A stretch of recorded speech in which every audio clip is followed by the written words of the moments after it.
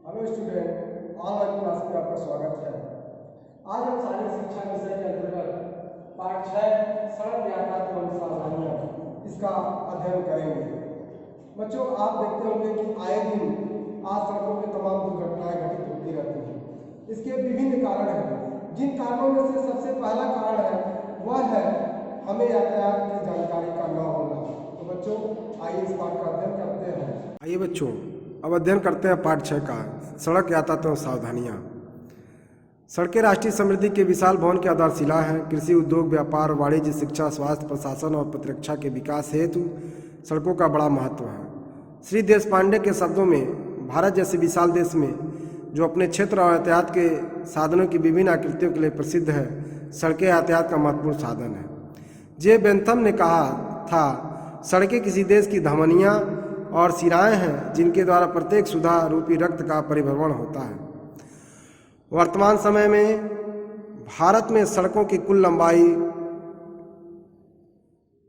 38,84,136 kilometre है।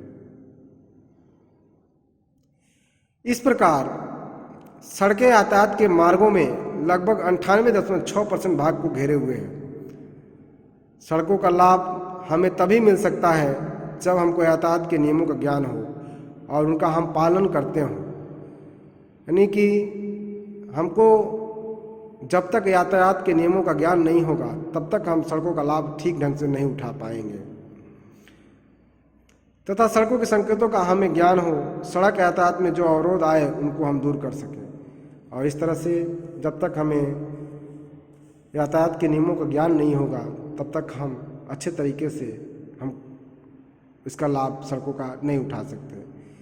आइए देखते हैं, अगला पॉइंट है सड़क दुर्घटनाओं के कारण।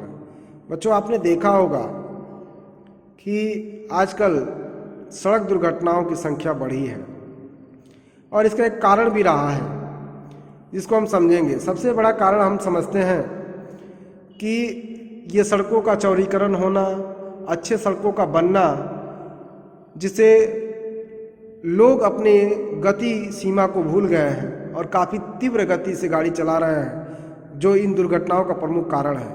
लेकिन उससे भी ज़्यादा एक प्रमुख कारण है, वह है यातायात नियमों की जानकारी न होना। यदि व्यक्ति यातायात के नियमों की अच्छी तरीके से जानकारी कर ले तो निश्चित रूप से वह इन तमाम तरह के सड़क दुर्घटनाओं को रोक सकता है। तो आइए अध्ययन करते हैं कि वो क्या कारण है, किस तरह की घटनाएं घटित हो रही हैं। देखिएगा, पहला, यातायात के नियमों का उल्लंघन।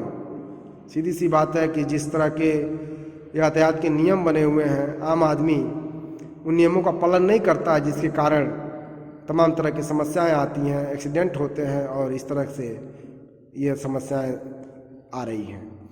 दूसरा पॉइंट है नशे में गाड़ी चलाना। आप देखते होंगे कि अधिकतर गाड़ी चालक जो है वह नशा करके ही अपने गाड़ी को चलाते हैं, जिसके कारण इस तरह की घटनाएं घटित होती हैं। तो निश्चित रूप से हमें आज से ही ऐसे लोगों पर लगाम लगाना होगा। अगला होगा वाहन की तेज रफ्तार।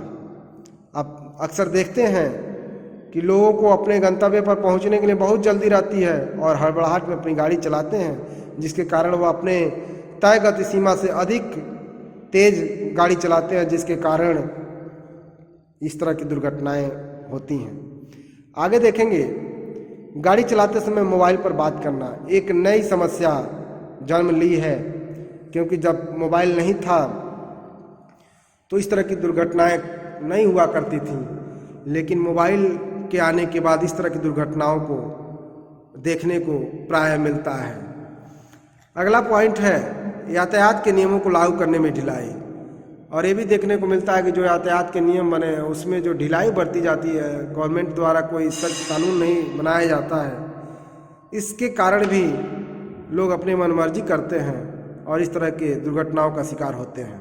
अगला पॉइंट है मानव रहित रेलवे क्रॉसिंग। आपने कभी कभी देखा होगा कि ऐसे ही बहुत से रेलवे क्रॉसिंग हैं जहां कोई गार्ड नहीं रहते हैं, तो ऐसी स्थिति में भी अधिकतर दुर्घटनाएं घटित होने का डर रहता है और होता भी है। आप लोग तमाम केसेस ऐसे देखे होंगे जो अखबार और समाचार पत्रों के माध्यम से, जिसमें रेलवे के ढालों पर अक्सर दुर्घटनाएं घट जाती हैं। आगे देखेंगे वाहन में सीमा से अधिक व्यक्तियों को बिठाना। हम प्राय ऐसी गलती करते हैं कि अपनी गाड़ी पर ओवरलोडिंग कर लेते हैं और जिसके कारण अक्सर दुर्घटनाएं घटित हो जाती हैं। तो हमें ऐसा नहीं करना चाहिए, हमें इससे बचना चाहिए। अगला पॉइंट देखेंगे चालक की अज्ञानता।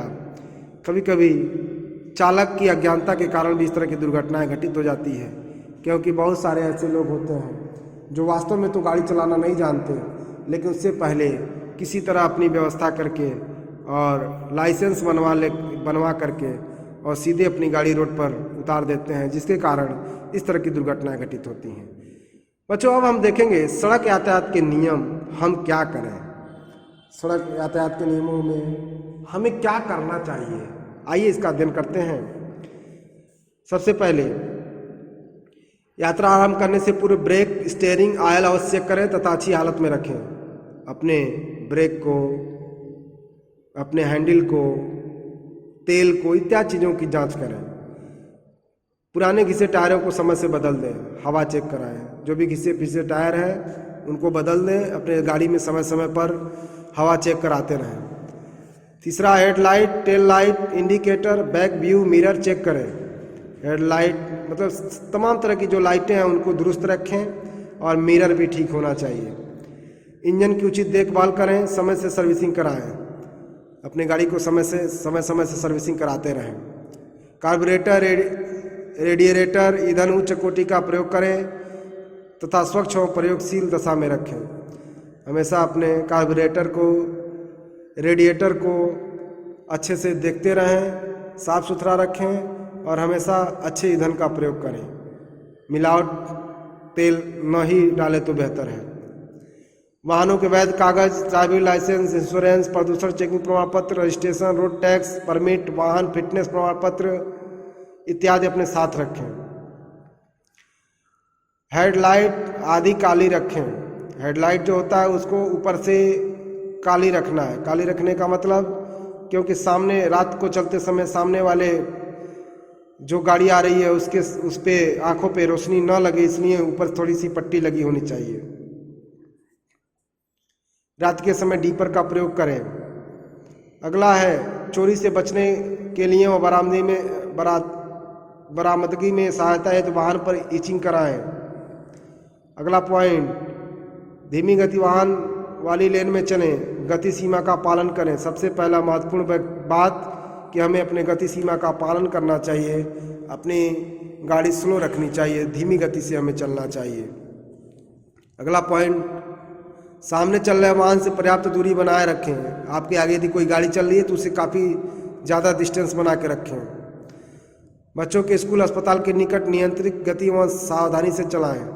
बच्चों का स्कूल हो, अस्पताल हो, ऐसे जगहों पर हमेशा अपनी गाड़ी का नियंत्रण रखें और कम स्पीड में गाड़ी को चलाएं। दुपहिया वाहनों पर सदा हेलमेट पहनकर यात्रा करें। दुपहिया वाहन पर यदि यात्रा कर रहा है तो हमेशा हेलमेट लगा के ही चलें। तेज गति के साथ वाहन की लाइन में परिवर्तन न करें, अर्थात अपने ही लेन में चलें। जब आप गाड़ी तेज चला रहे हों ऐसी स्थिति में अपने लेन को चेंज न करें। रात्रि में सामने से आने वाले वाहन को पार करते समय डीपर अथवा साइड लाइट का ही प्रयोग करें। मोड़ पर, चौराहों पर गाड़ी धीरे चलाएं। इस तरह से आप देखें तमाम तरह के यहाँ से हमें गाइडलाइन दिए गए हैं बच्चों, जिसे हमें ध्यान से पढ़ना है और समझना है। इन सभी नियमों का पालन करके ही हम अपने साथ होने वाली दुर्घटनाओं से बच सकते हैं। आइए बच्चों, अब हम देखते हैं कि हम क्या ना करें। यात्रा करते समय हम क्या ना करें। बिना पूर्व चेकिंग व संतुष्ट हुए वाहन न चलाएं। जब तक अपनी गाड़ी को पूरी तरह चेक न कर लें, ठीक ना हो तब तक गाड़ी न चलाएं। सर्विसिंग और मरम्मत में लापरवाही न बरतें। बिना वैध लाइसेंस के ड्राइविंग न करें। बिना वैध कागजात रखे वाहन न चलाएं। मोटरसाइकिल, स्कूटर, मोपेड का चालक के पीछे एक व्यक्ति से अधिक न बैठें। निर्धारित सीमा से अधिक भार यात्री न ले जाएं। गति सीमा का उल्लंघन न करें। सीमा से अधिक वजन यात्रियों को लेकर न चलें। रात में चकाचौंध कर देने वाली तेज रोशनी का प्रयोग न करें। प्रेशर हॉर्न का प्रयोग न करें। वाहन में ज्वलनशील पदार्थ न रखें। वाहन चलाते समय तेज आवाज़ में संगीत न सुनें। साइकिल चलाते समय तेज गति से चलते मोटर वाहनों को न पकड़ें। मोबाइल फ़ोन व नशीली वस्तुओं का प्रयोग वाहन चलाते समय न करें। लापरवाही या अनियंत्रित गति से वाहन न चलाएं। दुपहिया वाहनों में 2 से अधिक सवारी न बैठाएं। वाहन या पैदल यात्री के निकट जाकर अचानक तेज हॉर्न या सायरन का प्रयोग न करें। रिक्शा, साइकिल आदि सभी वाहन बिना रिफ्लेक्टर के न चलाएं। चलते वाहन से शरीर का कोई अंग बाहर न निकालें। प्रतिबंधित मार्ग पर भारी वाहन न चलाएं। यात्रियों से निर्धारित किराए से अधिक वसूल न करें। खराब वाहन को सड़क पर न छोड़ें। गाड़ी चलाते समय वाहन चालक का ध्यान न भटकाएं। इधर उधर निकला हुआ बोझ लेकर न चलें। शासन आदेश के अनुसार अधिकृत वाहनों के अतिरिक्त किसी वाहन पर लाल या नीली बत्ती न लगाएं। ये सब है जो हमें नहीं करना चाहिए। आगे देखेंगे बच्चों जाम से बचने के उपाय। प्राय आपने देखा होगा जब हम कभी यात्रा करते हैं तो जाम जैसी शिकायत हमारे सामने आ जाती है और हम घंटों घंटों उस जाम में फंस जाते हैं। तो हम कैसे बच सकते हैं? पहला, वाहनों को पार्किंग पर ही खड़ा करें। सड़क पर बाईं ओर चलें। केवल अपने दाहिने से ही ओवरटेक करें। चौराहे पर वाहन लाते समय गति धीमी रखें। पैदल यात्रियों को सड़क पार करने का पूर्ण अवसर दें। वाहन रोकने अथवा मोड़ने के समय स्पष्ट संकेत दें। यातायात नियमों, सिग्नलों, यातायात पुलिसकर्मी के संकेत का हमेशा पालन करें। गंतव्य स्थान पर जाने के लिए निर्धारित समय से 5 मिनट पूर्व ही घर से निकल। सीधे जाने वाले चौराहों पर बीच में खड़े बाएं या दाएं मुड़ने पर ना खड़े हों। मोड़ पर सीधे जाने वाले वाहन न खड़े हों। गाड़ी को सड़क के बीच में न रोकें तथा निर्धारित स्थल पर ही उसे रोकें। बाईं ओर ओवरटेक न करें। यातायात संकेतों व सिग्नलों का उल्लंघन न करें। पैदल चलने वाले यात्रियों के स्थान पर वाहन न चलाएं। सवारी वाहन सड़कों पर सवारी लेने हेतु ओवरटेकिंग या गलत पार्किंग न करें। वन वे प्रणाली नियमों का उल्लंघन न करें। खड़ी गाड़ी के सामने और पीछे से सड़क पार करने की कोशिश न करें। इत्यादि चीज़ों को हमें नहीं करना है। इसको न करके निश्चित रूप से हम दुर्घटनाओं से बच सकते हैं। आइए अब देखते हैं कुछ सामान्य सुरक्षात्मक उपाय पैदल यात्रियों के लिए क्या करना चाहिए। सदैव फुटपाथ का प्रयोग करें। फुटपाथ न होने की दशा में सामने से आने वाले वाहनों की ओर चलें जिसमें दुर्घटना से बच सकें। सड़क के बाईं ओर चलें, एक पंक्ति में रहें। सड़क पार करते समय दाहिने बाएं फिर दाहिने देखकर ही पार करें, दौड़े नहीं। सड़क पर शून्य मन से न चलें। शून्य मन मतलब बिल्कुल कुछ सोचते हुए न चलें। बिल्कुल आगे पीछे दाएं बाएं चारों तरफ बिल्कुल अच्छे से देख करके चलें। अपने मन मस्तिष्क को एकदम एक्टिव रखें। खड़ी गाड़ी के सामने या पीछे से सड़क पार करने की कोशिश न करें। सड़क एवं चौराहों पर यातायात बाधित न करें। सड़क पर गिरे छिलके, फिसलन वाले स्थान, मेन होल के खुले ढक्कन आदि का ध्यान रखें। चलते वाहनों के मध्य सड़क पार न करें। सदैव ज़ेब्रा क्रॉसिंग का प्रयोग करें। बच्चों, ज़ेब्रा क्रॉसिंग हर रोड में एक जगह ऐसी मार्किंग बनी होती है जो पैदल रोड पार करने के लिए बनी होती है। हमें उन संकेतों को ध्यान में रख करके उसी जगह से सड़क को पार करना चाहिए। रोड डिवाइडर, रेलिंग आदि के ऊपर से कूदकर सड़क पार न करें। रात्रि के समय हल्के रंग के वस्त्र पहनकर न चलें। वृद्ध, अपंग, असहाय और बच्चों को सड़क पार करने में सहयोग करें। सड़क पर चलते समय कभी किसी का ध्यान तेज आवाज़ लगाकर आकर्षित न करें। सड़क खेल का मैदान नहीं है, वह ट्रैफिक के लिए बनी है। अब बच्चों आगे देखेंगे वाहन चोरी की रोकथाम। वाहन चोरी की रोकथाम के लिए हम क्या कर सकते हैं, देखते हैं। वाहन के समस्त वैध कागजातों की फ़ोटो प्रति ही वाहन में रखें। सभी कागजात रखें लेकिन फ़ोटो की कॉपी रखें उसकी। वाहन number, engine number, chassis number शीशे व चेसिस पर खुदवाएँ। मतलब अपने सभी गाड़ियों का जो भी इंजन नंबर है, वाहन नंबर है, ये सबको क्या करें, जो चेसिस है, जो शीशा है, उस पर खुदवा लें। अतिरिक्त ताले का प्रयोग करें। जो लॉक होती है उस लॉक के अलावा अलग से यदि बेहतर हो सके तो एक अपनी जंजीर रखें और एक ताला रखें जिसको कहीं भी गाड़ी खड़ा करने के बाद उसके पहियों में लगा सकें। चाबी वाहन में लगी न छोड़ें। कीमती सामान वाहन में न छोड़ें। हल्के वाहन को घर के अहाते में रखें। उचित पार्किंग स्थल पर ही वाहन पार्क करें। कॉलोनी में पार्किंग स्थल का चयन कर उचित रोशनी और चौकीदार का प्रबंध करें। कार्यालयों, फैक्ट्रियों आदि में गेट पर प्रत्येक वाहन के आने जाने का समय, नंबर व ड्राइवर का नाम नोट करने की व्यवस्था करें। ड्राइवर क्लीनर का पुलिस वेरिफिकेशन अवश्य कराएं। चोरी की सूचना निकटवर्ती थाने को तत्काल दें। वायरलेस पर जिले के समस्त थानों को सूचित कराएं। कुल मिला कर इतनी व्यवस्था हम करेंगे, इतना ध्यान हम यदि रखेंगे तो निश्चित रूप से हम वाहन चोरी से बच सकते हैं। बच्चों, आइए अब हम देखते हैं संकेतों का विवरण। परिवहन विभाग की ओर से चालकों का मार्गदर्शन करने के लिए कुछ संकेतों का निर्धारण किया है, जिनको देखकर चालक वाहन को चलाता है। ट्रैफिक संकेतों का विवरण निम्न है। हम इन संकेतों का पालन करके भी दुर्घटनाओं से बच सकते हैं, इसलिए हमें इन ट्रैफिक संकेतों को जानना बहुत आवश्यक हो जाता है। तो आप ध्यान से देखिएगा और इसको अपनी कॉपी में बनाइएगा और लिखिएगा भी। देखिए, पहला है इस तरह का संकेत कहीं बना है, लाल रंग की कोई बत्ती है तो मानिए हमें वहाँ पर रुकना है। और लाल और पीला इस तरह से जब आप दिखता है कहीं भी बत्ती, तो इसका मतलब साफ है कि अभी हमें रुकना है और देखना। पहले लाल का मतलब पहले रुकना है, फिर पीला का मतलब देखना है। फिर जब हरा हो जाता है तो फिर हमें चलना है। बच्चों, आपने देखा होगा बड़े बड़े जगहों पे, चौराहों पे, बड़े बड़े सिटीज़ में जो ये सिग्नल लगे होते हैं, तो सबसे पहले ऊपर लाल, फिर पीला और फिर लास्ट में हरा लगा होता है ऐसे।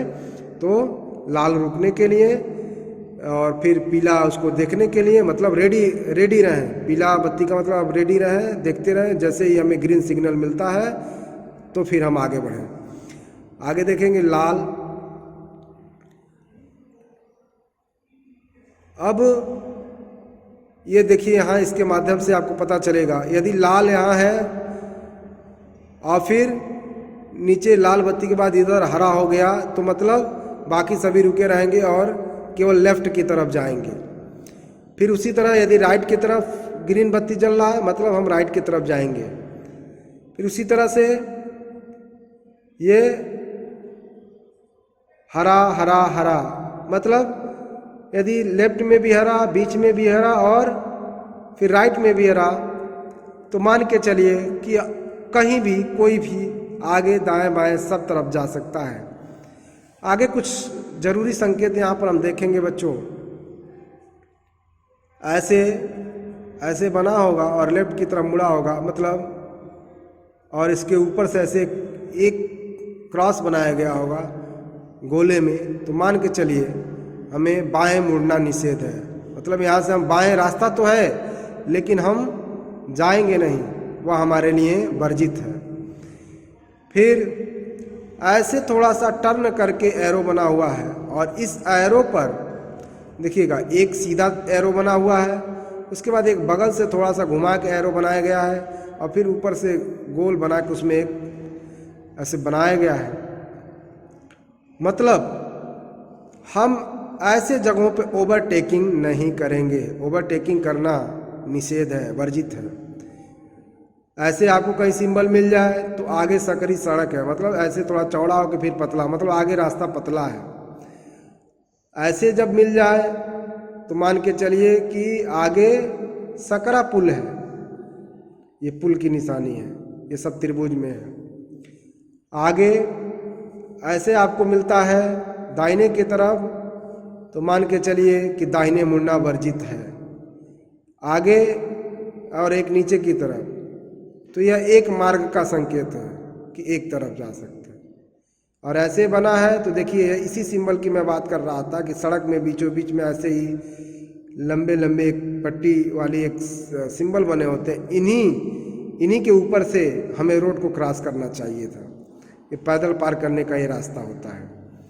आगे देखेंगे, ये गोल चक्कर जहाँ होता है, राउंड होता है सड़क पे, वैसे यहाँ बनाया जाता है। इस तरह से तमाम तरह के सिंबल यहाँ पर हैं, आप देख सकते हैं। इसको अच्छे से देखिए, इसको समझिए और अपने व्यवहारिक जीवन में इन सभी सिग्नल्स का, इन सभी संकेतों का प्रयोग करिए ताकि आप ज़्यादा से ज़्यादा दुर्घटनाओं से बच सकते हैं।